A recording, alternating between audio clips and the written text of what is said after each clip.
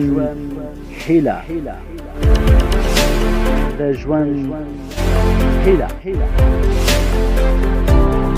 په دغه خپرونه کې د شهزاد کاموال خصوصي ښوونځي د زده کوونکو سره د زړه خواله کوو د ژوند هیله.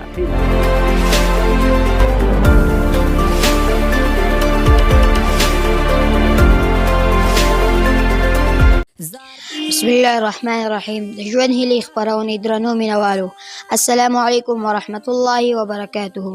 زه نصیب الله سعادت یم. نن راسه د شهزاد کاموال خصوصي ښوونځي د شپږم ټولګي زده کوونکی میکایل دی او د ده سره مرکه لرو. تاسې ستړي مه شئ، په خیر راغلئ. خیر اوسئ، مننه. میکایله، دا راته ووایئ د په او پر ترمنځ څه توپیر دی؟ په د عمومي حالت ځای یا وسیلې لپاره کارول کیږي، لکه زه په کور کې یم.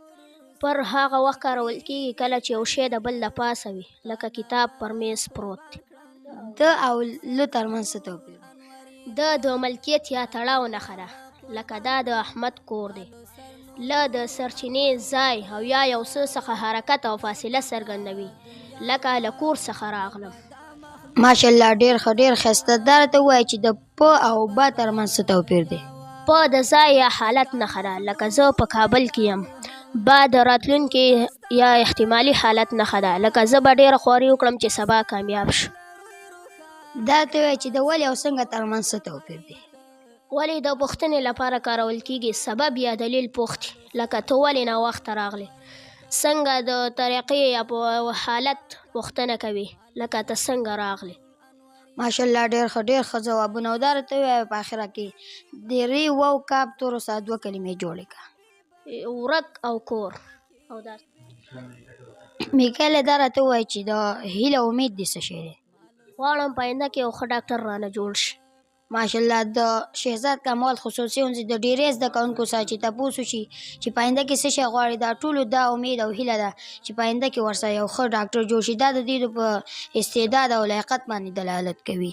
او دا راته ووایه چې په څوم مقام کې؟ اول مقام کې یم. ماشاءالله، ډېر ښه، کامیابي دې غواړو. دا راته ووایه چې په پای کې هېوادوالو ته پیغام څه شی دی؟ پیغامونه خو ډېر دی، خو خاص پیغام مې دا دی چې د مور او پلار ډېر احترام وکړئ، د هغې عزت وکړئ. مننه. خیر اوسئ. دا د ژوند هیلې خپرونه چې ما نصیب الله سعادت درته پر مخ وړه تر بیا ښه وخت. سر نور الانوار ته زار دې شم حبیب